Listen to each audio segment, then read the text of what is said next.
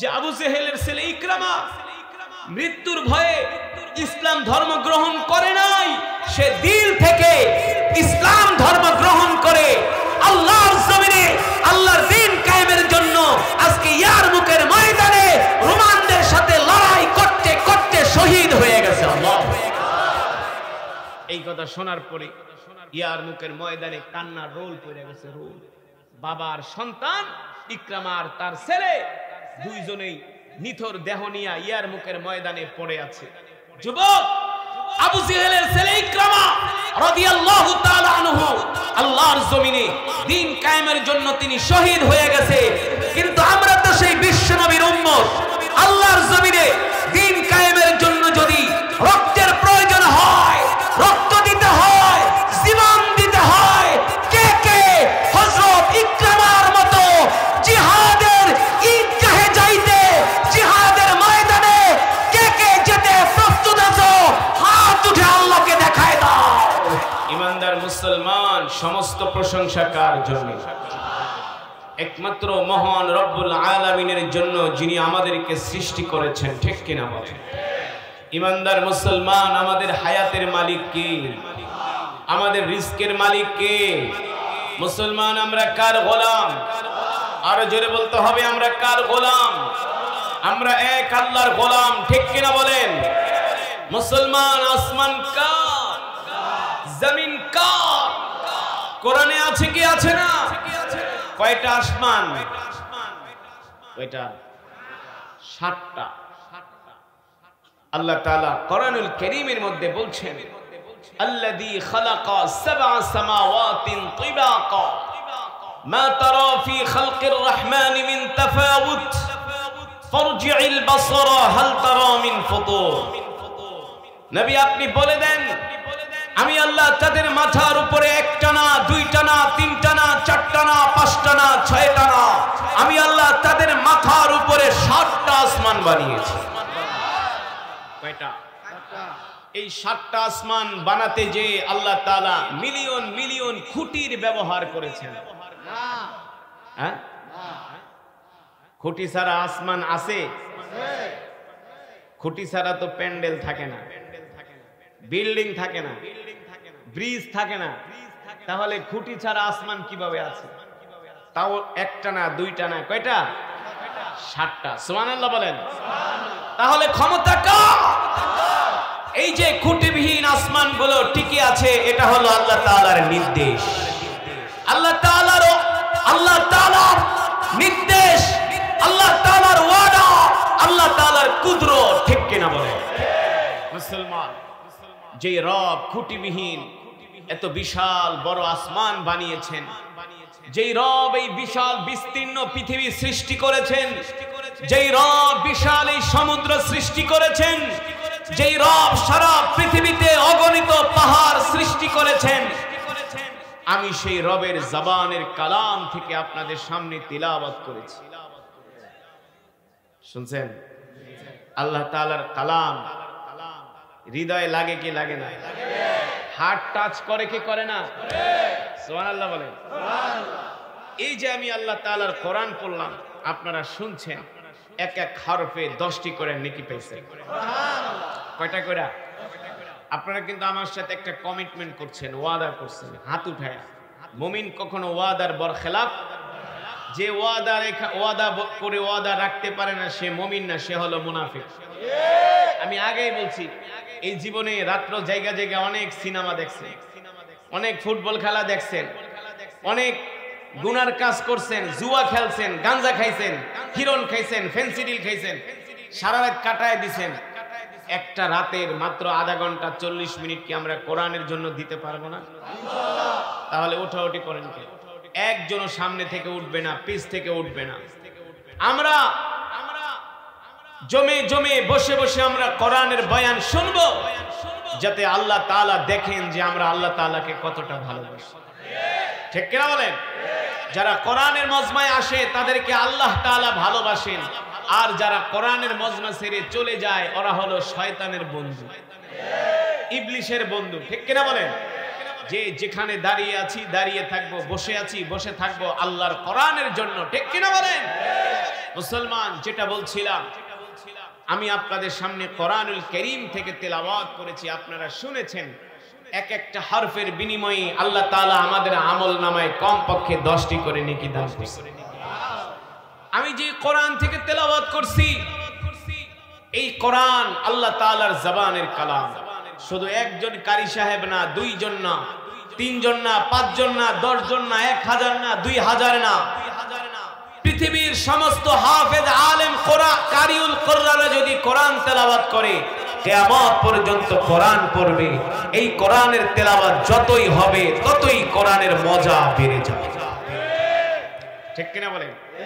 ততই কোরআনের মজা বেড়ে যাবে। এই হলো আল্লাহ তাআলার জবানের কালাম। আল্লাহ তাআলার প্রিয় বান্দারা, এই কারণে এই কোরআনের তেলাওয়াত শুনে আল্লাহর নবীর হাতে কত কাফের কালেমা পড়ে মুসলমান হয়ে গেছে, ঠিক কিনা বলেন? মিস্টার আবু জেহেল দিনের বেলা কোরআনের বিরোধিতা করত, আর রাত্র বেলা আবু জেহেল আল্লাহর নবীর কোরআন শুনতে যেত। এগুলা তো বাস্তব প্রমাণ, বাস্তব। আবু লাহাবের মতো নেতা, আবু সুফিয়ানের মতো নেতা রাত্রবেলা মক্কার গলিতে গলিতে মাইকিং করতো, অ্যানাউন্স করতো, আর বলতো, এ মক্কার যুবকেরা, মক্কার মহিলারা, মক্কার বৃদ্ধরা, তোমরা কেউ মুহাম্মদের কোরআন শুনতে যাবা না। যদি যাও তাহলে তোমাদের 10 বছরের জেল দেওয়া হবে। যেই বড় বড় নেতারা কোরআনের বিরুদ্ধে মাইকিং করতো, অ্যানাউন্স করতো, মানুষদেরকে কোরআন শোনা থেকে বিরত রাখতো, কিন্তু সেই বড় বড় নেতারাই রাত গভীর হলে আল্লাহ তাআলার কোরআনের কালিমের তেলাওয়াতের লোভ সামলাইতে পারত না। তারাই সেই কোরআন শুনতে যেত, ঠিক কিনা বলেন? মুসলমান, যেই কোরআনের তেলাওয়াত শুনলে পাথরের মতো হৃদয়টা মোমের মতো গলে যায়, ঠিক কিনা বলেন? যেই কোরআনের তেলাওয়াত শুনলে চোখ দিয়া ঝরঝর করে পানি আসে কি আসে না? আল্লাহু আকবার। ও যুবক বন্ধু, যদি সেই কোরআন দিয়া রাষ্ট্র পরিচালনা করা হয়, সেই কোরআন দিয়া যদি সমাজ পরিচালনা করা হয়, সেই কোরআন দিয়া যদি অর্থনীতি পরিচালনা করা হয়, তাহলে বাংলাদেশে কোনো অভাবী মানুষ থাকবে না। আল্লাহর কোরআনের আইন যদি আল্লাহর জমিনে কোরআনের বিধান কায়েম হয়ে যায়, এই সমাজের ভিতরে মারামারি, কাটাকাটি, হানাহানি, চুরি ডাকাতি থাকবে না, ঠিক কিনা বলেন? বিশ্বাস করেন, এই পৃথিবীর নেতারা যতই গণতন্ত্রের কথা বলো, যতই তারা গণতন্ত্রের কথা বলে, শান্তি প্রতিষ্ঠা করার কথা বলুক না কেন, তারা নিজেরাও জানে এই সমস্ত গণতন্ত্র দিয়া শান্তি প্রতিষ্ঠা হয় না। মানুষের জান মালের নিরাপত্তা দেওয়া যায় না, ইজ্জতের নিরাপত্তা দেওয়া যায় না। যদি আল্লাহর কোরআনের আইন পাশ করে এই জমিনে যদি আল্লাহর কোরআনের বিধান মতো মুসলমান চলে, রাষ্ট্র পরিচালনা করে, তাহলে কেবলমাত্র একমাত্র মুসলমান তাদের জান মাল ইজ্জতের নিরাপত্তা পাবে। কিন্তু এই কথাগুলো মুসলমান বুঝতে চায় না, ঠিক কিনা বলেন? এই যে দেখেন, গতকালকের ঘটনা, 2 দিন আগের ঘটনা, মিরপুর পল্লবীতে একজন বিএনপি নেতাকে প্রকাশ্যে দিবালোকে গুলি করে হত্যা করছে। দিবালোকে প্রকাশ্যে গুলি করে হত্যা করছে। এই যে বাংলাদেশে এত খুন হয়, আজ পর্যন্ত পুলিশ, সেনাবাহিনী, র্যাব তারা এই খুনগুলো বন্ধ করতে পারে না। কারণ কি? কারণ হলো আব্রাহাম লিঙ্কনের এই গণতন্ত্র দিয়া এই পৃথিবীতে অন্যায়কে দূর করা যায় না, বরঞ্চ পৃথিবীতে দিন দিন আরো অন্যায় বেড়ে চলে, ঠিক কিনা বলে? কত খুনিদেরকে আজ পর্যন্ত পুলিশ ধরলো, কিন্তু তারা একদিক দিয়া জেলখানায় যায়, আর একদিক দিয়া বের হয়ে যায়। কিন্তু আল্লাহর কোরআনের আইন যদি থাকতো, তাহলে কোরআন অনুযায়ী তাদের বিচার করা হতো। কোরআন অনুযায়ী বিচার কি? তুমি যদি একজনকে হত্যা করো তাহলে তার পরিবর্তে তোমাকে হত্যা করা হবে। এটা হলো আল্লাহর কোরআনের বিধান, ঠিক কিনা বলেন? কোন চোর যদি একবার চুরি করে ধরা খেলে তাকে আশুলিয়ার সবচেয়ে বড় মাঠে নিয়া মানুষের সামনে তার হাতের কবজাটা ফালায় দাও, দেখবা এই জমিন থেকে চুরি ডাকাতি বন্ধ হয়ে যাবে, ঠিক কিনা বলেন? আমি গত মাসে ওমরা থেকে আসছি, সৌদি আরবের মক্কাতুল মুকাররমা থেকে আমি দাম্মাম যাব। দাম্মাম মক্কা শরীফ থেকে দাম্মামের দূরত্ব হলো 1200 কিলোমিটার। কতশো? এই 1200 কিলোমিটার আমি একটা গাড়িতে করে দাম্মামের দিকে যাচ্ছি। রাত 3টা বেজে গেছে, মরুভূমির মধ্যে দিয়া গাড়ি চলতেছে। 300-400 কিলোমিটার মরুভূমির মধ্যে কোনো ঘর বাড়ি নাই, মানুষও নাই, এমনকি একটা লাইটের আলো নাই, একটা লাইটের আলো নাই। আমি গাড়ির হেল্পারকে প্রশ্ন করলাম, এই যে তোমরা গভীর রাত্রে এই মরুভূমির মধ্যে দিয়া গাড়ি নিয়ে যাচ্ছ, জনমানবহীন এলাকা, এখানে কোনো মানুষ নাই, কোনো জীব জানোয়ারও নাই, একটা লাইটের আলো নাই, এই সময়ে যদি আমাদেরকে ডাকাত দল আইসা আক্রমণ করে আমাদের থেকে আমাদের টাকা পয়সা সব কিছু যদি ছিনায় নেয়, তাহলে আমরা এই ডাকাতের হাত থেকে কিভাবে রক্ষা পাবো? ওই হেল্পার আমাকে ডাক দিয়ে বলে, হুজুর এটা বাংলাদেশ পান না, এটা সৌদি আরব, আপনাদের দিকে চোর ডাকাত কেন, কোন শয়তানও আপনাদের দিকে ভুলেও তাকাবে না। আমি বলি কারণ কি, এর কি রহস্য? বলি হুজুর সৌদি আরবে কোরআনের আইন আছে। কি আছে? সৌদি আরবে হাতে গোনা কয়েকটা কোরআনের আইন আছে। যদি চোর চুরি করে ধরতে পারলে তার হাত কেটে দাও। কোন দর্শক যদি দর্শন করে তাকে ধরতে পারলে পাথর মেরা হত্যা করো।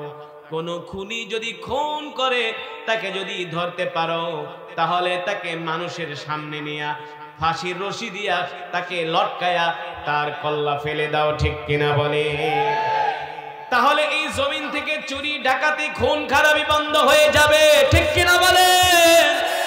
মক্কার আবু জেহেলরা জানতো মুহাম্মদ যে কোরআন পড়ে, মক্কার যুবকেরা এই কোরআনের তেলাওয়াত শুনে পাগল হয়ে যায়, স্বয়ং আবু জেহেলরাও পাগল হয়ে যায়। মক্কার কাফেররা জানতো মুহাম্মদ যে কোরআন পড়ে, এই কোরআন অনুযায়ী যদি মক্কার যুবকেরা চলে তাহলে মক্কার জমিনে কোনো চুরি থাকবে না, ডাকাতি থাকবে না, ছিনতাই থাকবে না, চাঁদাবাজি থাকবে না, মাস্তানি থাকবে না। আর এই সমস্ত অন্যায় কাজ যদি না করে তাহলে তো নেতাদের পকেটও ভারী হবে না, নেতাদের পকেটও ভারী হবে না। এই কারণে আবু জেহেলরা বলল মুহাম্মদকে কোরআন শুনতে দেওয়া যাবে না, কোরআন পড়তে দেওয়া যাবে না, ঠিক কিনা বলেন? কিন্তু দেখেন আল্লাহ তাআলার কি হুকুম, আল্লাহ তাআলার কি কুদরত, যে আবু জেহেল কোরআনের বিরোধিতা করছে কিন্তু আল্লাহ তাআলা আবু জেহেলকে হেদায়েত দেয় নাই। আবু জেহেল কালেমা পড়ে মুসলমান হতে পারে নাই, কিন্তু তার ছেলে ইকরামা ইবনে আবু জেহেল ঠিকই কালেমা পড়ে মুসলমান হয়েছে। আবু জেহেলের ছেলে ইকরামা কালেমা পড়ে মুসলমান হয়ে গেছে। সুবহানাল্লাহ বলে। আল্লাহ তাআলা কোরআনুল কারীমের মধ্যে বলেন, ওয়া নুনাজ্জিলু মিনাল কুরআনি মা হুয়া শিফাa'u ওয়া রাহমাতুল লিল মুমিনিন। আল্লাহু আকবার। ওয়া লা ইয়াজিদুয যালিমিনা ইল্লা খাসারা। নবী হে আমার, আমি আল্লাহ আপনার উপর যে কোরআন নাজিল করেছি এই কোরআন আমি মুমিনের মুক্তির জন্য নাজিল করেছি, মুমিনের শেফার জন্য নাজিল করেছি। আল্লাহু আকবার। বিশ্বাস করেন যদি বাংলার জমিনে কোরআনের রাজ কায়েম হয়ে যায় তাহলে গার্মেন্টস শ্রমিকদেরকে আর বেতন নেওয়ার জন্য রাজপথে নামতে হবে না। মালিকের লোক এসে আপনাদেরকে পায়ে ধরে বেতন দিয়ে যাবে। কারণ আল্লাহ রাসূলের হাদিস, শ্রমিক যখন কাজ করে শ্রমিকের ঘাম শুকানোর আগে তার পাওনা দিয়ে দাও। আর আমার দেশের শ্রমিকদেরকে অনেকে বেতন দিতে চায় না, মাসের পর মাস ঘুরায় কিন্তু তাদেরকে দিয়ে ঠিকই কাজ করায় নাই, ঠিক কিনা বলেন? কিন্তু আল্লাহর কোরআনের আইন আইন যদি আল্লাহর জমিনে প্রতিষ্ঠিত হয়ে যায় তাহলে জমিনের মধ্যে ইনসাফ কায়েম হবে, ঠিক কিনা বলে? ঠিক কিনা বলে? এই কারণেই তো আমিরুল মুমিনিন খলিফাতুল মুসলিমিন হযরত ওমর যখন খলিফা, হযরত ওমর মসজিদে নববীতে দাঁড়ায় বলছিল, ওমর হলো এখন মক্কার শাসক, মদিনার শাসক। ওমরের রাজ্যে যদি একটা কুকুরও না খায়া মরে তাহলে কাল হাসরের ময়দানে ওমরকে আল্লাহর আদালতে জবাব দিতে হবে। আল্লাহর আদালতে জবাব দিতে হবে যদি ওমরের রাজ্যে, ওমরের দেশে একটা কুকুরও না খায়। এই কারণেই তো ওমর ঘরে আয়েশা তার গোলামকে ডাক দিয়ে বলল, গোলাম তাড়াতাড়ি করে গুদাম খুলে দাও। বাইতুল মালের গুদাম খুলে দেওয়া হলো। হযরত ওমর নিজের মাথায় করে আটার বস্তা নিয়ে বৃদ্ধা মহিলার ঘরে চলে গেল, ঠিক কিনা বলেন? নিজের হাত দিয়া রুটি বানায়া বৃদ্ধা মহিলাকে খাওয়ালেন, বিধবা মহিলাকে খাওয়ালেন, তার সন্তানদেরকেও খাওয়ালেন।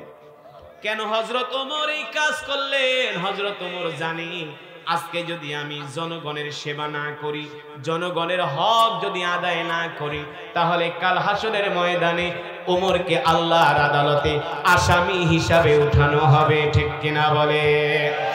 ও মুসলমান, এই কারণেই মক্কার কাফেররা সব সময় ভয়ে থাকতো, যদি মুহাম্মদ কোরআনের আইন যদি মক্কার জমিনে চালু করে দেয় তাহলে মক্কার মানুষগুলো সোনার মানুষে পরিণত হয়ে যাবে, ঠিক কিনা বলেন?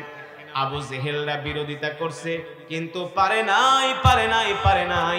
আল্লাহর নবীকে শেষ পর্যন্ত আবু জেহেলরা মক্কা থেকে খেদায় দিয়েছে। আল্লাহর নবী মক্কা থেকে বের হয়ে মদিনায় চলে গেছে। আল্লাহর নবী মদিনায় যাওয়ার পরে মক্কার কাফেররা ষড়যন্ত্র শুরু করেছে। মুহাম্মদকে আমরা মক্কা থেকে তাড়ায় দিলাম, মুহাম্মদ মদিনায় চলে গেছে। ওইখানে যায় যদি মুহাম্মদ কোরআন দিয়ে রাষ্ট্র পরিচালনা করে তাহলে মুহাম্মদের সাথী সঙ্গীর সংখ্যা বেড়ে যাবে, মুহাম্মদের অনুসারীর সংখ্যা বেড়ে যাবে। আর যখন মুহাম্মদের অনুসারীর সংখ্যা বেড়ে যাবে, মুহাম্মদ আবার মক্কায় এসে আমাদের উপরে আক্রমণ করবে। এই কথা ভেবে মক্কার কাফেররা 3000-এর বাহিনী নিয়ে মদিনায় আক্রমণ করার জন্য গেলেন। মদিনায় এমন আক্রমণ করলো মক্কার কাফেররা, আল্লাহর নবী 3000 কাফেরকে মোকাবেলা করার জন্য মাত্র 800 সাহাবী নিয়ে ময়দানে আসলেন। 800 সাহাবী নিয়ে ময়দানে আসলেন। 800 সাহাবীরা 3000 কাফেরকে উহুদের ময়দানে এমন ভাবে শায়েস্তা করলেন, এমন ভাবে শিক্ষা দিলেন, ওই যুদ্ধে মক্কার কাফেররা মুসলমানদের কাছে পরাজিত হতে বাধ্য হয়েছে। আল্লাহু আকবার। ও মুসলমান, কারণ কি? মক্কার কাফেরদের সৈন্য সংখ্যা হলো 3000 আর মুসলমানের সৈন্য সংখ্যা মাত্র 800। কয়শো? আল্লাহর নবী ওই যুদ্ধে বিজয় অর্জন করেছেন। অস্ত্র দিয়া না, সৈন্য দিয়া না, শক্তি দিয়া না, ক্ষমতা দিয়া না। আল্লাহর নবীর কাছে সবচেয়ে বড় অস্ত্র ছিল, সেটা হলো কোটা 30 পারা কোরআন।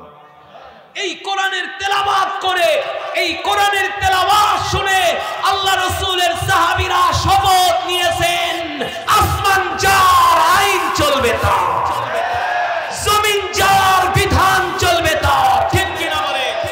আল্লাহর জমিনে আবু জেহেলদের মাতবরি চলবে না, আবু লাহাবদের মাতবরি চলবে না, উতবা শাইবাদের মাতবরি চলবে না, ঠিক কিনা বলে? সাহাবীরা ঈমানের বলে বলিয়ান হয়ে 3000 কাফেরকে উহুদের ময়দানে এমন শিক্ষা দিলেন। ওই উহুদের যুদ্ধে আবু জেহেলের ছেলে ইকরামা, নাম কি? আবু জেহেল তো বদর যুদ্ধেই নিহত হয়েছে, জাহান্নামে চলে গেছে। তো বদর যুদ্ধে মার খাওয়ার পরে আবু জেহেলের ছেলে ইকরামা তিনি শপথ নিলেন যে মুহাম্মদ আমার বাবাকে হত্যা করছে, আমি উহুদ যুদ্ধে এই হত্যার প্রতিশোধ নিব। কে বললেন? আবু জেহেলের ছেলে ইকরামা, যে উহুদ যুদ্ধে আমি আমার বাবার হত্যার প্রতিশোধ নিব। খুব আশা নিয়া, ঢাল তলোয়ার নিয়া আল্লাহ রাসূলের বাহিনীকে মোকাবেলা করার জন্য মক্কা থেকে ইকরামা আবু জেহেলের ছেলে আসলেন উহুদের ময়দানে। আল্লাহ সাহাবীরা এমন আক্রমণ শুরু করলো, এক আক্রমণে আধা ঘন্টার মধ্যে মক্কার কাফের বাহিনী 3000 সৈন্য আধা ঘন্টার মধ্যে যুদ্ধের ময়দানে তারা লন্ডভন্ড হয়ে গেল। ইকরামা এমন মাইর খাইলো, বলল যে বদরে খেলো আমার বাবা মাইর, উহুদে খাইলাম আমি মাইর। বাবার পিতৃ হত্যার প্রতিশোধ নিতে পারলো না, মনের দুঃখে ইকরামা চলে গেছে আবার মক্কায়। মনের দুঃখে আবার ইকরামা কোথায় চলে গেছে? মক্কায়। আল্লাহর নবী মক্কা থেকে হিজরত করার পরে 10,000 সাহাবী নিয়ে আবার তিনি মদিনা মক্কা বিজয় করার জন্য রওনা হলেন। কয় হাজার? 10,000 সাহাবী নিয়ে আল্লাহর নবী মদিনা থেকে মক্কার উদ্দেশ্যে রওনা করলেন। আবু জেহেলের ছেলে ইকরামা জানতে পারল যে মুহাম্মদ আসতেছে মক্কা বিজয় করতে। তিনি মক্কার কিছু যুবকদেরকে ডাকলেন, ইয়া আইয়ুহাস শাবাব তাআলাও, এ মক্কার যুবকেরা আসো, আমরা বদরের যুদ্ধে মার খেয়েছি মুহাম্মদের হাতে, উহুদের যুদ্ধে মার খেয়েছি মুহাম্মদের হাতে, এখন নাকি ওই মুহাম্মদ আমাদের মক্কা বিজয় করবে। যদি মক্কার ক্ষমতা মুহাম্মদের হাতে চলে যায় তাহলে আমাদের অস্তিত্ব বিলীন হয়ে যাবে। আর আমার বাবা ছিলেন আবু জেহেল, মক্কার সবচেয়ে বড় লিডার। আমি চাই এই যুদ্ধে আমার বাবার হত্যার প্রতিশোধ নিতে। মুহাম্মদ যে মক্কায় আক্রমণ করবে, মক্কা বিজয় করবে মুহাম্মদ, আমি চাই মুহাম্মদের বাহিনীকে রাস্তার মধ্যে আমি আটকিয়ে দিব, তাদেরকে আমি রাস্তার মধ্যে বাধা দিব। মক্কার এমন কোন যুবক আছো কিনা আমার সাথে তোমরা শরীক হবা? মুহাম্মাদের বাহিনীকে আমি আবু জেহেলের ছেলে ইকরামা একটা চরম শিক্ষা দিব। এই কথা শোনার পরে 200 মক্কার যুবক আবু জেহেলের ছেলে ইকরামার সাথে তারা যোগ দিলেন আর শপথ নিলেন, যে কোনো ভাবে আমরা মুহাম্মাদের বাহিনীকে রাস্তায় আটকিয়ে দিব, মক্কায় প্রবেশ করতে দিব না, মক্কা বিজয় করতে দিব না।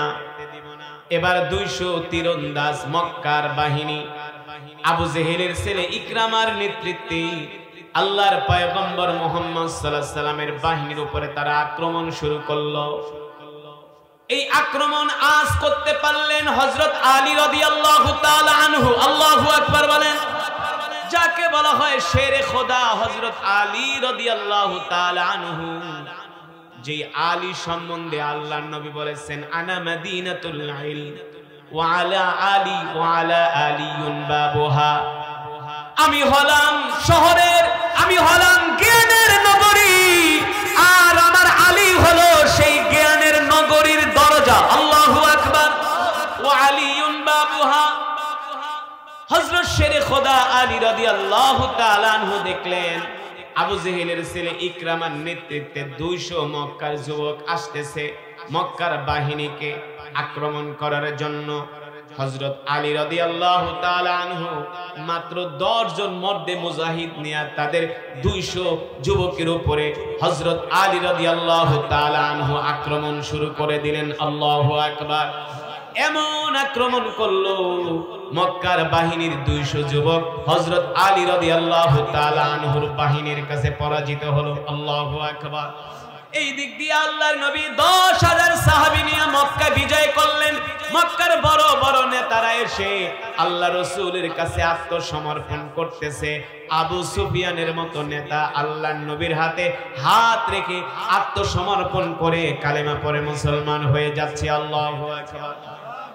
এই দিক দিয়ে আবু জেহেলের ছেলে ইকরামা মনে মনে ভাবলেন, মুহাম্মদ তো মক্কা বিজয় করে ফেলেছে, যেই মুহাম্মদকে আমি আর আমার বাবা এত কষ্ট দিছি, ওই মুহাম্মদ যদি আমাকে ধরতে পারে তাহলে আমাকে আর রাখবে না, ফাঁসিতে ঝুলাবে। ঠিক কিনা বলেন? কারণ যে মুহাম্মদকে আমি এত কষ্ট দিছি, এত যন্ত্রণা দিছি, আমরা মুহাম্মদকে মক্কা থেকে বের করে দিছি। আজকে মক্কার ক্ষমতা মুহাম্মাদের হাতে। যদি আমি মুহাম্মাদের সামনে পড়ি, মুহাম্মদ আমাকে আস্থা রাখবে না, মুহাম্মদ আমাকে ফাঁসির রশিতে ঝুলাবে। এই কথা চিন্তা করে ইকরামা বলল, আমি আর মক্কায় যাব না, আমি এবার মক্কা থেকে বের হইয়া মক্কা থেকে আমি অন্য কোন শহরে চলে যাব, অন্য কোন দেশে চলে যাব। মক্কার যুবকদেরকে বলল, ও দোস্তরা, আমার স্ত্রীকে বলে দিও আমি আর কোনোদিন মক্কায় ফিরব না, কারণ মুহাম্মদ আমাকে ধরতে পারলে আমাকে আর মুহাম্মদ জীবিত রাখবে না। এই কারণে আমি চলে গেলাম জর্দানের নদীবর্তী এলাকায়, সেই উপকূলীয় এলাকা থেকে নদী পার হয়ে আমি অন্য কোনো দেশে আমি চলে যাব। এই কথা বলে ইকরামা রওনা দিলেন। ইকরামা রওনা দিয়া জর্দানের দিকে রওনা করলেন। আল্লাহর নবী মক্কা বিজয় করলেন। মক্কার যুবকরা দলে দলে আল্লাহর নবীর হাতে হাত রেখে কালেমা পড়ে মুসলমান হয়ে যাচ্ছে। মক্কার যুবকেরা বুঝতে পারলো যে মুহাম্মদ তাকে আমাদেরকে এত সুন্দর কোরআন শুনাইতো, ওই মুহাম্মদ যেহেতু মক্কা বিজয় করে ফেলেছে, মুহাম্মদের হাতে আমরা নিরাপদ, মুহাম্মদের হাতে আমাদের জান আমাদের মাল নিরাপদ। ঠিক কিনা বলেন? কারণ যেই মুহাম্মদ এত সুন্দর করে কোরআন পড়তে পারে, মানুষের সাথে সুন্দর আচরণ করে, ওই মুহাম্মদ কারো জন্য হুমকি হতে পারে না। ঠিক কিনা বলেন? ও মুসলমান, আমি আপনাদেরকে বলে যাই, যারা এত সুন্দর কোরআনের বাণী শোনায়, কোরআনের কথা বলে, দ্বীনের কথা বলে, তাদের হাতে যদি রাষ্ট্রের ক্ষমতা যায়, তারা কখনো জনগণের সাথে দুই নাম্বারি করবে না, করবে না। ইমারত ইসলামিয়া আফগানিস্তান, আমেরিকা এত মিথ্যা প্রোপাগান্ডা ছড়িয়েছে যে আফগান দেউলিয়া হয়ে গেছে, ফকির হয়ে গেছে, খাওয়া পায় না। এখন পত্রিকায় আসতেছে আফগানিস্তান দিন দিন আধুনিক আধুনিক লেটেস্ট গাড়ি বানাচ্ছে, অস্ত্র বানাচ্ছে, আধুনিক যুদ্ধ বিমান বানাচ্ছে, আধুনিক অস্ত্র বানাচ্ছে। আর আমেরিকাকে বলতেছে, আমেরিকা আর একবার যদি আমাদের দিকে চোখ বাঁকা কইরা তাকাও, তাহলে তোমাদের চোখ আমরা উঠিয়ে ফেলব। ঠিক কিনা বলেন? আমাদের দেশ স্বাধীন হলো আজকে 52 বছর, এখনো ভারত আমাদেরকে শান্তিতে থাকতে দেয় না। প্রতিদিন সীমান্তে আমাদের বাংলাদেশীদেরকে হত্যা করে। এই দেশের শাসকরা আজ পর্যন্ত পারলো না ভারতের চোখে চোখ রেখে একটা হুমকি দিতে। পারছে? আগে যারা 16 বছর ক্ষমতায় ছিল, সবগুলা ছিল হিজলা, সবগুলা ছিল হিজলা। তারা ভারতকে একটা চোখ রাঙ্গানি দিতে পারে না। পারছে? আর ওই আফগানের মোল্লাদের কাছে আল্লাহর কোরআনের শাসন আছে, এই কারণে তারা কাউকে ভয় পায় না, কাউকে। ভারত আইসা মোল্লাদের পায়ের কাছে পড়ে থাকে, আমাদের সাথে সম্পর্ক করো, তোমরা যা চাও আমরা তাই দিব। ভারতের পররাষ্ট্র মন্ত্রী আমির খান মুত্তাকি আসলেন দিল্লিতে, সাংবাদিক সম্মেলন করবে। আমির খান মুত্তাকি বলল, শোনো, আমি কিন্তু মোল্লা। আমি কি? আমি মোল্লা। তারা কাঠ মোল্লা না, তারা হলো আসল মোল্লা। তারা হলো কি? আসল মোল্লা। বলল, আমরা সাংবাদিক সম্মেলন করব, কিন্তু আমাদের সম্মেলনে মহিলা সাংবাদিক নট অ্যালাউ। মহিলা সাংবাদিক নট অ্যালাউ, কোন মাধ্যমে চলবে না, কোন মহিলাকে আমাদের সংবাদ সম্মেলনে ঢুকতে দিবা না। এই কথা শোনার পরে তো ভারতের ময়ূক রঞ্জন আছে না, একটা কুত্তা আছে না, মলম বিক্রেতা, হ্যাঁ, হাম্বা হাম্বা করে, ওই হাম্বার মাথা খারাপ হয়ে গেছে। কই মোদি তো তাহলে মৌলবাদীদের কাছে তো মোদি মাথা নত করে ফেলেছে। আরে বেটা, আসলে সত্যিকার অর্থে পৃথিবীর 250 কোটি মুসলমান যদি ইসলাম অনুযায়ী চলতো, আল্লাহর কোরআন দিয়ে রাষ্ট্র পরিচালনা করত, আমেরিকা, রাশিয়া, চীন, জাপান কেউ মুসলমানের সামনে কথা বলার সাহস পেত না। কিন্তু সব তো দালাল, সব। সৌদি আরবের বাদশাহ মোহাম্মদ বিন সালমান একটা দালাল, আর আমিরাতের বাদশা যায়েদ আল নাহিয়ান এটা হলো একটা কুত্তার বাচ্চা। সুদানের আফ্রিকার গরিব কালো মুসলমানদেরকে ওরা হত্যা করতেছে, জানেন না আপনারা? এমনি সুদানের মানুষগুলো খাবার পায় না, শুকায় এক একটা কাঠ হয়ে গেছে, কাঠ। পুষ্টিহীনতায় সুদানের মানুষগুলো মরে যাচ্ছে, খাবার পাচ্ছে না।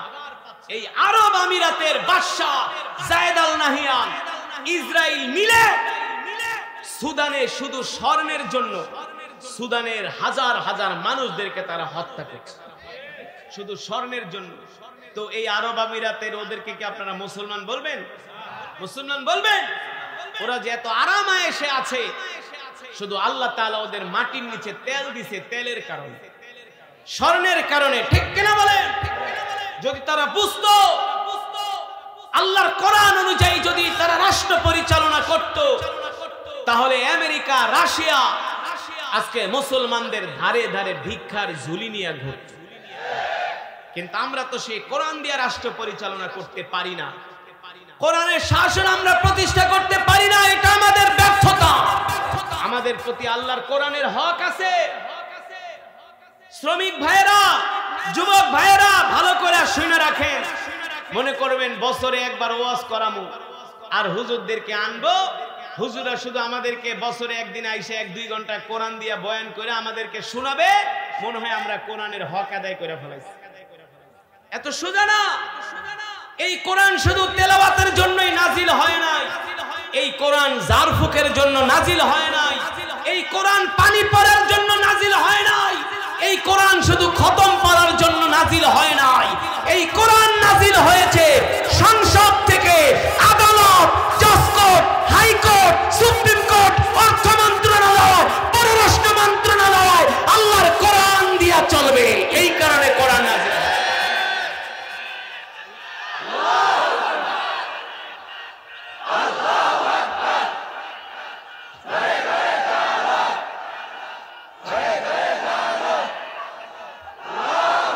কাল হাসরের ময়দানে আল্লাহর নবী যদি বলে, এই উম্মতরা তাকায় দেখ, আমার এই সাহাবীর হাত নাই, এই সাহাবীর পা নাই, এই সাহাবীর নাক নাই, এই সাহাবীর চোখ নাই, এই সাহাবীর কলিজা নাই। কেন? কেন নাই? শুধু আল্লাহর জমিনে আল্লাহর দ্বীন কায়েম করতে যায় সাহাবীদের কাফেররা হাত কেটেছে, পা কেটেছে, নাক কেটেছে, কলিজা কেটেছে, চোখ উঠিয়ে ফেলেছে, শুধু কোরআনের কথা বলার কারণে। দেখেন না, আমরা গত 16 বছর জেল, জুলুম, নির্যাতন সহ্য করে আমরা বাতিলের বিরুদ্ধে কথা বলেছি। এই কারণে সবচেয়ে বেশি নির্যাতনের শিকার হয়েছে আলেম সমাজ। হয় নাই? আলেমরা নির্যাতনের শিকার হয় নাই? ওয়াজ করতে গেলে আইসা মাইক বন্ধ করে দিত, ওয়াজ করতে ওঠার আগে স্লিপ দিত, হুজুর সাবধান, আমাদের বিরুদ্ধে কিছু বলা যাবে না। বলতো কি বলতো না? ওই আজকের মাহফিলে তো আয়েশা কেউ বলে নাই হুজুর সাবধান, বলছে? বলছে? বলে নাই, বলার সাহস নাই। আগে একটা ওয়াজ মাহফিল করতে গেলে ডিসি, ওসি রে 1 নাম্বার সুরে সরষের তেল মাখতে হতো, হ্যাঁ, যে আমাদের মাহফিল করার অনুমতি দেন, আমাদেরকে একটু অনুমতি দেন। ওসি আবার ফোন দিত, থানায় আসেন, থানায় আসেন, এই হুজুরকে কেন দাওয়াত দিছেন, ওই হুজুরকে কেন দাওয়াত দিছেন। মনে হয় আর বাপ দাদার তালুকদারি। এই দেশের মুসলমান, এই দেশের শ্রমিক, এই দেশের প্রবাসীরা ওয়াজ মাহফিল করে তাদের পকেটের পয়সা দিয়ে বেটা। 16 ঘন্টা ডিউটি করে গার্মেন্টস শ্রমিকরা, 1 টাকা 10 টাকা জমায় জমায় তারা ওয়াজ মাহফিল করে। কোন বক্তাকে দিয়ে ওয়াজ করে বেটা তাদের ব্যাপার। তুমি পুলিশ বলার কে? তোমাকে বলার অধিকার দিয়েছে কে? এই সাহসগুলো পেয়েছে একমাত্র আমরা আল্লাহর দ্বীন থেকে দূরে সরে যাওয়ার কারণে। ঠিক কেন বলেন? এবার দেখেন মুসলমান, আল্লাহর নবী যখন মক্কা বিজয় করলেন, মক্কার কাফেররা দলে দলে আল্লাহর নবীর হাতে হাত রেখে কালেমা পড়ে মুসলমান হয়ে যাচ্ছে। আবু সুফিয়ানের মতো নেতা আল্লাহর নবীর কাছে এসে বলল, মুহাম্মদ তুমি আমাকে ক্ষমা করে দাও, আমি তোমার কাছে আমার জান ভিক্ষা চাচ্ছি। মুহাম্মদ আল্লাহর নবী বলে, আবু সুফিয়ান, তুমি যদি কালেমা পড়ে মুসলমান হও তাহলে তোমাকে ক্ষমা করা হবে, অন্যথায় ক্ষমা করা। আবু সুফিয়ান কালেমা পড়ে মুসলমান হয়ে গেলেন। মক্কার মধ্যে শোরগোল পড়ে গেল, শুনছনি শুনছনি। আমাদের নেতা আবু সুফিয়ান কালেমা পড়ে মুসলমান হয়ে গেছে। এই কথা শোনার পরে মক্কার মানুষেরা দলে দলে এসে আল্লাহর নবীর হাতে হাত রেখে কালেমা পড়ে মুসলমান হচ্ছে। এমনকি ওই যে আবু জেহেলের ছেলে ইকরামার স্ত্রী যখন জানতে পারলো আল্লাহর নবী মক্কা বিজয় করেছে, ইকরামার স্ত্রী আল্লাহর নবীর ঘরের দরজার সামনে এসে দাঁড়িয়ে আছে, ঘুমটা দিয়া মুখ ঢেকে দাঁড়িয়ে আছে, আর বলতেছে, শোনো, কে আসো, আমাকে একটু আল্লাহর পয়গম্বর মুহাম্মদ সাল্লাল্লাহু আলাইহি সাল্লামের সাথে আমাকে একটু কথা বলার সুযোগ করে দিবা। আল্লাহর নবী মক্কার প্রেসিডেন্ট। এবার সাহাবীরা যে বললেন, ও আল্লাহর নবী, আবু জেহেলের ছেলে ইকরামার স্ত্রী এসেছে আপনার সাথে কথা বলার জন্য। এবার ইকরামার স্ত্রী আল্লাহর নবীর কাছে গেলেন, যে বললেন, ওগো আল্লাহর পয়গম্বর, আপনি কি আমাকে চিনতে পেরেছেন নাকি? আল্লাহর নবী বলেন, না না না, আমি তো তোমাকে চিনি নাই। এবার ইকরামার স্ত্রী বললেন, শোনেন, এই মক্কার জমিনে আপনাকে যে সবচেয়ে বেশি কষ্ট দিয়েছে, আপনাকে সবচেয়ে বেশি যে জুলুম করেছে, আপনার উপর অত্যাচার করেছে, আমি ওই আবু জেহেলের ছেলের বউ, আমি হলাম ইকরামার স্ত্রী। ওগো আল্লাহর নবী, আমি আপনার কাছে আমার জান ভিক্ষা চাওয়ার জন্য আসছি। আপনি কি আমার জান ভিক্ষা দিবেন কিনা, নাকি আমাকে হত্যা করবেন? আল্লাহর নবী কোনো কথা বলেন না। আল্লাহর নবী মুস্কি হাসি দিয়া বললেন, শোনো, আজকে যে আমি মক্কা বিজয় করতে এসেছি, মক্কা বিজয় করেছি, আমি কারো থেকে প্রতিশোধ নেওয়ার জন্য না, আমি ক্ষমা করার জন্য এসেছি। আমি ক্ষমা করার জন্য এসেছি। এই কথা শোনার পরে ইকরামার স্ত্রী এত খুশি হলেন আর বললেন, বলো আল্লাহর পয়গম্বর, আমি আজকে আপনার ব্যবহার দেখে, আমার প্রতি আপনি যে সহমর্মিতার আচরণ করেছেন, এই আচরণে মুগ্ধ হয়ে আমি আমার নিজ থেকেই ঘোষণা করতেছি, আপনি এই মুহূর্তে আমাকে কালেমা পড়িয়ে মুসলমান বানায়া দেন। এই মুহূর্তে আমাকে কালেমা পড়িয়ে মুসলমান বানিয়ে দেন। আল্লাহ নবী ইকরামার স্ত্রীকে কালেমা পড়ে মুসলমান বানিয়ে দিলেন। এবার ইকরামার স্ত্রী আল্লাহর নবীকে বললেন, ওগো আল্লাহর পয়গম্বর, আপনি যদি আমাকে অনুমতি দেন, আমি আমার স্বামী ইকরামা, তাকে আমি আপনার কাছে নিয়ে আসব। আপনি যদি আমার ইকরামাকে ক্ষমা করে দেন, তাহলে আমি আমার ইকরামাকে আপনার কাছে নিয়ে আসব। আল্লাহ নবী বললেন, যাও যাও, আমি ইকরামাকেও তোমার মতো ক্ষমা করে দিলাম। আর আমরা হইলে কি কইতাম? পরে ধৈরান, হাত পা বান, গজারি চালান দে, ঠিক কিনা বলেন? বস্তার ভিতরে ঢুকায়া শীতলক্ষায় ফালায় দে, গুম করে ফালা, আয়না ঘর বানা, জীবনে কোনো দিন যাতে ওর আত্মীয় স্বজনের চোখ দেখতে না পারে, ঠিক কিনা বলেন? আল্লাহ নবী কত সুন্দর শিক্ষা দিয়ে গেছে যে আমি প্রতিশোধ নিতে আসি না, আমি ক্ষমা করতে এসেছি। আল্লাহু আকবার।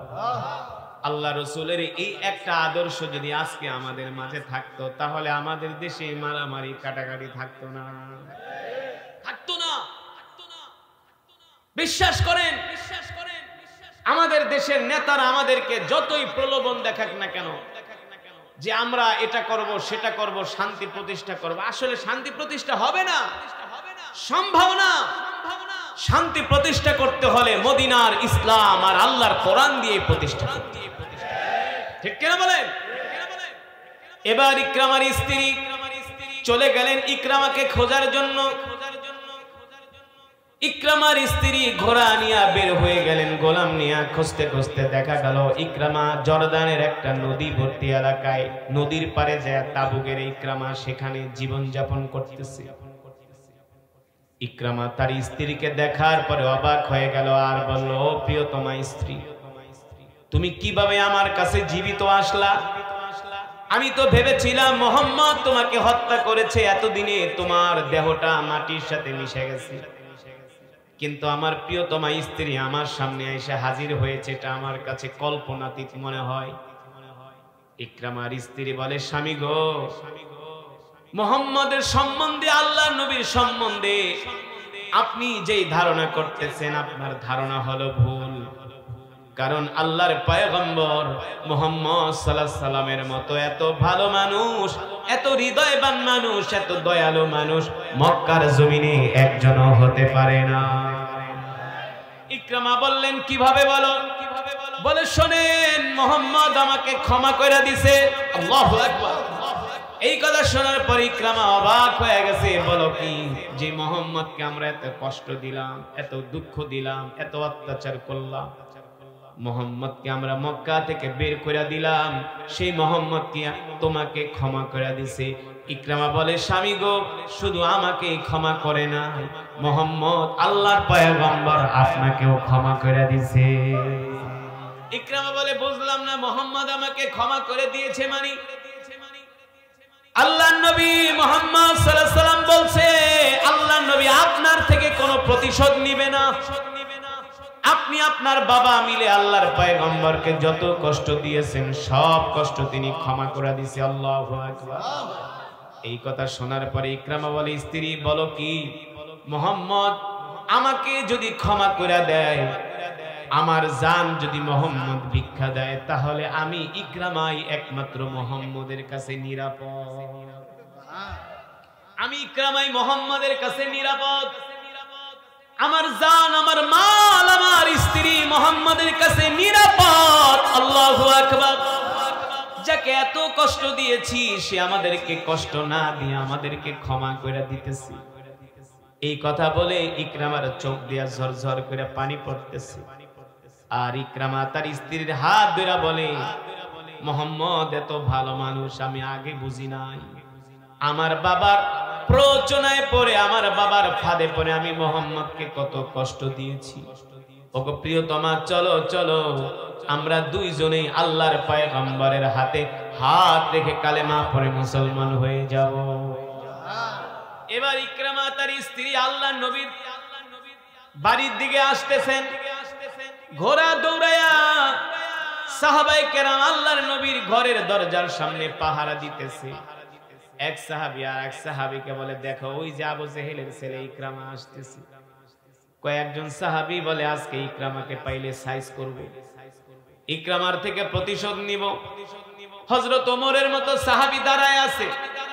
আল্লাহর নবী বলে, ওমর সাবধান সাবধান, ইকরামার সাথে কোনো খারাপ আচরণ করবেন না, ইকরামাকে কোনো ভয় দেখাবেন না। আমি আল্লাহর পয়গম্বর ইকরামাকে ক্ষমা করে দিয়েছি। আল্লাহু আকবার। ইকরামা আল্লাহর নবীর ঘরে ঢুকলেন। আল্লাহর নবী আবু জেহেলের ছেলে ইকরামাকে নিজের বুকে জড়িয়ে নিলেন আর বললেন, ইকরামা, আমি তোমার থেকে কোনো প্রতিশোধ নিব না, আমি তোমাকে ক্ষমা করে দিলাম। ইকরামা বলেন, যে আল্লাহর পয়গম্বর মুহাম্মদ সাল্লাল্লাহু আলাইহি সাল্লামকে আমরা এত কষ্ট দিয়েছি, এত নির্যাতন করেছি, জুলুম করেছি, নিজের জন্মভূমি থেকে আমরা বের করে দিয়েছি, ওই মুহাম্মদ যেহেতু আমাদের থেকে কোনো প্রতিশোধ নেয় নাই, তাহলে আমি ইকরামা আল্লাহর পয়গম্বরের সামনে ঘোষণা দিলাম, আপনার কাছে আমার জান নিরাপদ, আমার মাল নিরাপদ, আমি নিজেও আপনার কাছে নিরাপদ। আল্লাহু আকবার। আর যেহেতু আপনার কাছে নিরাপদ, আপনি আর দেরি করবেন না, আপনি এখনই আমাকে কালেমা পড়ায় মুসলমান বানায় দেন। জোরে বলেন সুবহানাল্লাহ। ইকরামা কালেমা পড়ে মুসলমান হয়ে গেল। একটু আগেও ইকরামা ছিলেন কাফের মুশরিক, ঠিক কিনা বলেন? এখন হয়ে গেল ইকরামা ঈমানওয়ালা মুসলমান। আল্লাহর নবীর ইন্তেকালের পরে রোমান বাহিনী মদিনায় আক্রমণ করার জন্য তারা 1.5 লক্ষ সৈন্য রেডি করছে। কয় লক্ষ? সেই সময় খলিফা ছিলেন হযরত ওমর। হযরত ওমর 1.5 লক্ষ কাফেরের বিরুদ্ধে মাত্র 33,000-এর একটা বাহিনী গঠন করলেন। বাহিনী গঠন করে খালিদ ইবনুল ওয়ালিদের নেতৃত্বে হযরত ওমর বললেন, খালিদ তুমি আজকে ইয়ারমুকের ময়দানে এই যুদ্ধের নেতৃত্ব দিবা। 1.5 লক্ষ রোমানদের বিরুদ্ধে যুদ্ধ করার জন্য 33,000 মুসলমান মর্দে মুজাহিদ ময়দানে বের হয়ে গেলেন। সাথে ছিলেন ইকরামা। কে ছিলেন? ইকরামা। কথাটা ভালো করে খেয়াল করেন। ইকরামা ছিলেন সাথে। আবু জেহেলের ছেলে ইকরামা, সে তো কালেমা পড়ে মুসলমান হয়ে গেছে, এখন তো সে ঈমানওয়ালা মুসলমান। তো 33,000 বাহিনী, 33,000-এর বাহিনী মদিনা থেকে বের হয়ে গেলেন ইয়ারমুকের ময়দানে রোমানদের সাথে লড়াই করার জন্য। রোমানদের সৈন্য সংখ্যা কত? 1.5 লক্ষ। আর মুসলমানের সৈন্য সংখ্যা অনলি 33,000। কল্পনা করা যায়? কই 1.5 লাখ আর কই 33,000। আর রোমানদের অস্ত্র শস্ত্র, সৈন্য, অর্থ বিত্ত, তারা ছিলেন তৎকালীন পৃথিবীর সুপার পাওয়ার। বর্তমান যেমন আমেরিকার অস্ত্রের অভাব নাই। আমেরিকার কাছে প্রায় 7,000 পারমাণবিক বোমা আছে। কয় হাজার? আমেরিকার কাছে যে অস্ত্র আছে, এই পৃথিবীটাকে আমেরিকা 25 বার জ্বালাতে পারবে। 25 বার এই পৃথিবীটাকে জ্বালিয়ে দিতে পারবে, এত অস্ত্র আছে আমেরিকার কাছে। ঠিক আমেরিকানদের মতো রোমানরা ছিলেন তৎকালীন 1450 বছর আগে পরাশক্তি। 33,000-এর বাহিনী যখন বের হয়ে গেলেন ইয়ারমুকের ময়দানে যাওয়ার পরে রোমানরা গোয়েন্দা পাঠাইলো, যে দেখো তো মুসলমানের সৈন্য সংখ্যা কত। গোয়েন্দারা এসে দেখলেন মাত্র 33,000-এর বাহিনী, আর রোমানরা হলো 1.5 লাখ। রোমান সেনাপতি বলে, শোনো, আগামীকালে আমরা ওদের উপরে আক্রমণ করব, অভিযান শুরু করব। তোমরা সকালবেলা পানি ঠানি খেয়ে রেডি থাকবা, নাস্তা খাইবা না। আমরা আধা ঘন্টা ওই ওমরের বাহিনীর সাথে আধা ঘন্টা লড়াই করে বিজয় অর্জন করে একবারে আমরা ফুর্তি করে নাস্তা খাবো। আল্লাহ তাআলা কয়, আয় আয়, তোদেরকে ফুর্তি করে নাস্তাটা খাওয়াই। রোমানরা 1.5 লক্ষ সৈন্য হতে পারে, ওদের অস্ত্র থাকতে পারে, অর্থবিত্ত থাকতে পারে, আর মদিনার মুজাহিদরা 33,000 হতে পারে, দুর্বল হতে পারে, অস্ত্র কম থাকতে পারে, কিন্তু তাদের ঈমানের পাওয়ার বেশি। আর ওদের তো কোনো ঈমানই নেই, ওরা তো কাফের। রোমানরা কি করলো? চতুর্দিক থেকে 33,000 বাহিনীর উপরে তারা চতুর্দিক থেকে আক্রমণ শুরু করলো। আসলে আধা ঘন্টার মধ্যে 33,000-এর বাহিনী খালিদ ইবনুল ওয়ালিদের নেতৃত্বে মুসলমান ময়দানে বিপর্যস্ত হয়ে পড়ছে। এমন আক্রমণ শুরু করছে চতুর্দিক থেকে, এখন আর মুসলিম সৈন্যদেরকে খুঁজে পাওয়া যায় না। অনেক মুসলমান সৈন্যদেরকে, সাহাবীদেরকে তারা শহীদ করে ফেলছে। সাহাবীরা যে যেভাবে পারছে সেভাবে নিজেকে রক্ষা করার জন্য এদিক সেদিক ছোটাছুটি করতেছে। যখন এই দৃশ্য দেখলেন আবু জেহেলের ছেলে ইকরামা, হযরত ইকরামা রাদিয়াল্লাহু তাআলা আনহু, তিনি তো মুসলমান, তিনি বললেন, আমি তো আল্লাহর নবীর হাতে কালেমা পড়ে মুসলমান হয়ে একটা শপথ করছিলাম যে আল্লাহর পয়গম্বর, আমি ইকরামা আপনার বিরুদ্ধে আমার বাবার ফাঁদে পড়া যতটুকু শক্তি ব্যয় করছি তার চেয়ে আরো দ্বিগুণ শক্তি আমি ইসলামের পক্ষে ব্যয় করব। আজকের এই যুদ্ধে আমাকে একটা বড় ধরনের ভূমিকা পালন করতেই হবে, আর এই যুদ্ধে আমাদেরকে আজকে জিততেই হবে। সুবহানাল্লাহ বলেন। ইকরামা ইয়ারমুকের ময়দানে দাঁড়ায় বলল, এ মক্কা মদিনার সাহসী নওজওয়ানেরা, আমার সাথে মাত্র 400 যুবক আসো, 400 যুবক। আমি আমার নেতৃত্বে আমি আগে থাকব, তোমাদের 400 যুবক নিয়ে আমি রোমানদের বিরুদ্ধে এমন একটা অভিযান পরিচালনা করব, আমি ইকরামা রোমানদের কলিজার মধ্যে যাই আঘাত করব। রোমানদের কলিজার মধ্যে যাই আঘাত করব, কিন্তু আমার সাথে 400 যুবক দরকার। এই কথা বলতে বলতে মুহূর্তের ভিতরে 400 সাহাবী যুবক ইকরামার পিছনে আইসা দাঁড়ায় গেলেন আর বললেন, কমান্ডার ইকরামা, আপনি সামনে আগায় যান, আমরা 400 যুবক আপনার পিছনে আছি। আল্লাহু আকবার। ইতিহাস বলে ইকরামা রাদিয়াল্লাহু তাআলা আনহু 400 যুবক নিয়ে এমন একটা আক্রমণ পরিচালনা করলেন, কয়েক মিনিটের ভিতরে রোমানদের একেবারে তাঁবুর মাঝখানে যায় এমন আক্রমণ পরিচালনা করলেন, ইকরামার বাহিনী যেই দিকে যায় সেই দিকে আর রোমানদের খুঁজে পাওয়া যায়। হাজার হাজার রোমানদের মাথা দেহ থেকে ইকরামার বাহিনী বিচ্ছিন্ন করে দিচ্ছে। আল্লাহু আকবার। কয়েক হাজার রোমান সৈন্যকে হত্যা করার পরে, কারণ এমনিতেই কিন্তু কাফেরদের মনের ভিতরে সব সময় ভয় থাকে। কি থাকে? ভয় থাকে। ইসরায়েলি বাহিনী কখনো হামাসের সামনাসামনি এসে যুদ্ধ করতে সাহস পায় না।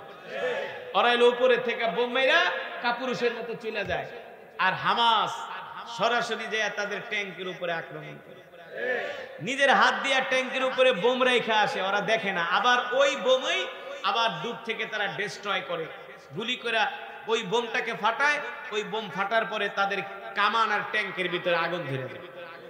এই যে আজকে রিপোর্ট, আমেরিকার গোয়েন্দা সংস্থা তারা রিপোর্ট দিছে যে ভারত আর পাকিস্তান যে 4 দিনের যুদ্ধ হয়েছে, এই যুদ্ধে আমেরিকা বলছে তার গোয়েন্দারা যে পাকিস্তানি যুদ্ধে জিতছে, ভারত হারছে।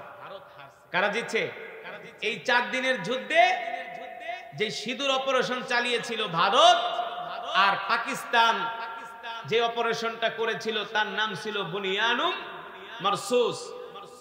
আমেরিকার গোয়েন্দা সংস্থা বলছে, সমরবিদরা বলছে যে এই যুদ্ধে পাকিস্তান এই যুদ্ধে বিজয় অর্জন করছে।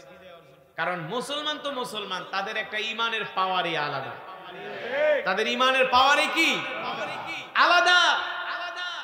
মোদি মনে করছে আমাদের বাংলাদেশটাকে সে গিলে খাবে, কিন্তু গিলা খাইবে তো দূরের কথা, এখন মোদির ধুতি নিয়ে টানাটানি শুরু হয়ে গেছে। ঠিক কিনা বলেন? এখন মোদির এমপিরাই মোদিরে গাইলায় যে তোমরা কিসের কারণে তোমরা এই বাঙালিদের উপর অত্যাচার করলা, 16টা বছর তোমরা কেন এই জুলুম করলা? এই কারণে আজকে ভারতকে এখন বাংলাদেশের সরকার কোনো পাত্তা দিচ্ছে না, ভারতকে পাত্তা দিচ্ছে না। কারণ মুসলমানদের ইমানের পাওয়ার আছে। ঠিক কিনা বলেন? ইনুস যদিও সুদখোর, তারপরে তো মুসলমান নাকি? তারপরে তো ভারতের হুমকি দামকি দিতেছে, ভারত এটা করবো, সিরা ফালাইবো, এটা করবো, আমাদের সীমান্ত দখল করবো। কয়দিন নাচানাচি করে যখন ইনুস খেপে গেছে তখন ভারত ভয় পেয়ে গেছে। ইনুসকে কথা কবি তাইলে কিন্তু অস্ত্র কিনতে আসছে, এখন ভারতের মাথা আরো নষ্ট হয়ে গেছে। কারণ আল্লাহ তাআলা মুসলমানদের ইমানের শক্তি দিয়েছেন। ঠিক কিনা বলেন? ইকরামা রাদিয়াল্লাহু তাআলা আনহু 8 বার মার খাইছে মুসলমানের হাতে। কয়বার? এই ইকরামাই মুসলমান হওয়ার পরে ইয়ারমুকের ময়দানে যায় রোমানদের বিরুদ্ধে 400 যুবক নিয়ে বলে, এই 400 যুবক আমি নেতৃত্ব দিব, আমি 400 জানবাজ যুবক চাই যারা আমার নেতৃত্বে যুদ্ধ করবে, আমি রোমানদের কলিজার ভিতরে যে আঘাত করব। ইকরামা রাদিয়াল্লাহু তাআলা আনহু 400 যুবক নিয়ে এমন আক্রমণ পরিচালনা করলেন, আধা ঘন্টার মধ্যে রোমান বাহিনী মুসলমানদের কাছে ইয়ারমুকের ময়দানে পরাজিত হতে বাধ্য হয়েছে। রোমানরা পরাজিত ঠিকই হয়েছে, কিন্তু ইকরামা রাদিয়াল্লাহু তাআলা আনহুকে তীর আর তরবারি দিয়ে আঘাত করতে করতে তার দেহটাকে ঝাঁঝরা করে ফেলেছে। তার শরীরের এমন কোন জায়গা বাকি ছিল না যেখানে তীর আর তরবারির আঘাত লাগে নাই। ইকরামা রাদিয়াল্লাহু তাআলা আনহু শুধু তিনি একা না, তার ছেলেও সাথে ছিলেন। আবু জেহেলের ছেলে আর আবু জেহেলের নাতি হযরত ইকরামা রাদিয়াল্লাহু তাআলা তার ছেলে দুইজন ওই যুদ্ধের নেতৃত্ব দিছিলেন। বাবা সন্তান দুইজনই রক্তাক্ত অবস্থায় ইয়ারমুকের ময়দানে পড়ে আছে। এই দৃশ্য দেখে খালিদ ইবনুল ওয়ালিদ দৌড়ায় আসছে। ইকরামা বলে, খালিদ মনে আছে বদরের যুদ্ধে তুমি আর আমি একসাথে মিলা আল্লাহর নবীর বিরুদ্ধে যুদ্ধ করছিলাম, মনে আছে? খালিদ বলে, হ্যাঁ খুব মনে আছে। ইকরামা বলে, দেখো দোস্ত, উহুদের যুদ্ধে তুমি আর আমি মিলা আল্লাহ নবীর বিরুদ্ধে যুদ্ধ করছিলাম, আর আজকে ইয়ারমুকের ময়দানে তুমি আর আমি আল্লাহ নবীর পক্ষে যুদ্ধ করতে আসছি। খালিদ, তোমাকে একটা দুঃখের কথা বইলা যাই, শোনো। আজকে আমি ইয়ারমুকের ময়দানে রোমানদের তীর আর তরবারির আঘাত খায় আমি জমিনে পড়ে আছি, আমার শরীর থেকে রক্ত বের হচ্ছে, দেহ থেকে রক্ত বের হচ্ছে, একটু পরেই আমি শহীদ হয়ে যাব। কিন্তু আমি তোমাকে একটা কথা বইলা যাই, আমি যেদিন কালেমা পড়া মুসলমান হয়েছি তারপর থেকে মক্কার মানুষগুলো আমার সন্দেহ করে যে আমি মনে হয় আমার মৃত্যুর ভয়ে আল্লাহ নবীর হাতে হাত রেখে কালেমা পড়া মুসলমান হয়েছি। মক্কার মানুষ আমাকে সন্দেহ করে, মদিনার মানুষ আমাকে সন্দেহ করে, মনে করে আমি মৃত্যুর ভয়ে ইসলাম ধর্ম গ্রহণ করছি। এমনকি স্বয়ং হযরত ওমর রাদিয়াল্লাহু তাআলা আনহু ইকরামারে সন্দেহ করত যে মনে হয় ইকরামা আমাদের মায়ের খাবার ডরে মনে হয় সে কালেমা পড়া মুসলমান হয়েছে, কারণ ছেলে তো আবু জেহেল। ছেলে কি? আবু জেহেলের।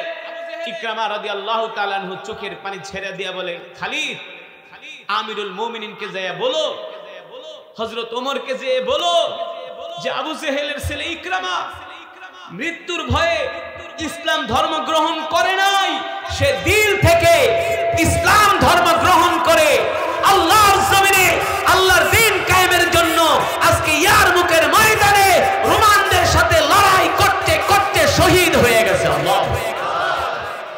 এই কথা শোনার পরে ইয়ারমুকের ময়দানে কান্নার রোল পড়ে গেছে, রোল। বাবার সন্তান ইকরামা আর তার ছেলে দুইজনেই নিথর দেহ নিয়ে ইয়ারমুকের ময়দানে পড়ে আছে। যুবক, আবু জেহেলের ছেলে ইকরামা রাদিয়াল্লাহু তাআলা আনহু আল্লাহর জমিনে দ্বীন কায়েমের জন্য তিনি শহীদ হয়ে গেছে। কিন্তু আমরা তো সেই বিশ্বনবীর উম্মত। আল্লাহর জমিনে দ্বীন কায়েমের জন্য যদি রক্তের প্রয়োজন হয়, রক্ত দিতে হয়, জীবন দিতে হয়, কে কে হযরত ইকরামার মতো জিহাদের ঈদগাহে যাইতে, জিহাদের ময়দানে কে কে যেতে প্রস্তুত আছো? হাত উঠে আল্লাহকে দেখায় দাও। লিল্লাহি তাকবীর, লিল্লাহি তাকবীর। সাবিলুনা সাবিলুনা, তরিকুনা তরিকুনা। আল কোরআনের আলো, আল হাদিসের আলো। তোমার নেতা আমার নেতা, তোমার নেতা আমার নেতা। কাফের কাফের, কাফের কাফের। নবীর পরে নবী নাই, সংসদে আইন চাই। নবীর পরে নবী নাই। আল্লাহ সকলকে কবুল করুন বলি আমিন। এই স্লোগানটা আপনাদেরকে কেন শেষে দিলাম, এর কারণ হলো বাংলাদেশে আমরা অনেক বড় একটা বিপদের মধ্যে আছি কাদিয়ানি হারামজাদাদেরকে নিয়ে। ঠিক কিনা বলেন? আপনারা জানেন গত 15 তারিখে সোহরাওয়ার্দী উদ্যানে বাংলাদেশের একটা ঐতিহাসিক খতমে নবুয়ত সম্মেলন হয়েছিল। জানেন সেখানে 20 থেকে 25 লক্ষ মানুষ উপস্থিত হয়েছিল। পৃথিবীর প্রায় 20 থেকে 30টা দেশ থেকে মেহমানরা এসেছিল। বাংলার জমিনে আর কিছুদিন পরে একটা আন্দোলন শুরু হবে। সে আন্দোলন হবে শাপলা চত্বরের চাইতে আরো ভয়াবহ আন্দোলন। সরকার যদি কাদিয়ানীদেরকে অমুসলিম ঘোষণা না করে তাহলে আমরা পুরো বাংলাদেশ অচল করে দেব। তার কারণ হলো আমরা আমাদের জীবনের চেয়ে, আমরা আমাদের মায়ের চেয়ে, বাবার চেয়ে, সন্তানের চেয়ে, স্ত্রীর চেয়ে, সব কিছুর চেয়ে আমরা আল্লাহর নবীকে ভালোবাসি। আল্লাহর নবীকে ভালোবাসি। আল্লাহর নবী যদি হাসরের ময়দানে জিজ্ঞেস করে, এই উম্মতরা, ইকরামা আবু জেহেলের ছেলে ইকরামা কালেমা পড়ে আমার মহব্বতে জিহাদের ময়দানে এসে শহীদ হয়ে গেছে, তোরা আমার উম্মত। কাদিয়ানীরা আমাকে শেষ নবী মানে নাই, তারা আমাকে গালি দিয়েছে, আমার খতমে নবুয়তের চেন নিয়ে টানাটানি করছে, তোরা কাদিয়ানীদেরকে কেন অমুসলিম ঘোষণা করাইতে পারলি না? ঠিক কিনা বলেন? এই কারণে আমাদের কাঁধে অনেক বড় একটা দায়িত্ব। আমরা অনেক বড় একটা দায়িত্বের মধ্যে পড়ে আছি। অনেক বড় একটা দাবি আদায় আমাদেরকে করতে হবে। বাংলার জমিন থেকে কাদিয়ানীদেরকে অমুসলিম ঘোষণা করতে হবে। ঠিক কিনা বলেন? এই কারণে মুসলমান, আমি যে কোরআন থেকে আপনাদের সামনে তেলাওয়াত করলাম, যে কোরআন থেকে বয়ান করলাম, রাসূলের সাহাবীরা আল্লাহর জমিনে এই কোরআনের রাজ কায়েম করার জন্য তারা জান দিয়েছেন, মাল দিয়েছেন, সময় দিয়েছেন, কোরআন অনুযায়ী চলেছেন। আমরাও আল্লাহর কোরআন অনুযায়ী আমাদের জীবনকে পরিচালিত করব। আল্লাহর জমিনে দ্বীন কায়েমের জন্য যদি সময় দিতে হয় সময় দিব, মাল লাগলে মাল দিব, জান লাগলে জান দিব, রক্ত লাগলে রক্ত দিব। ঠিক কিনা বলেন? আল্লাহ তাআলা আমাদের সকলকে কবুল করুন বলে আমিন।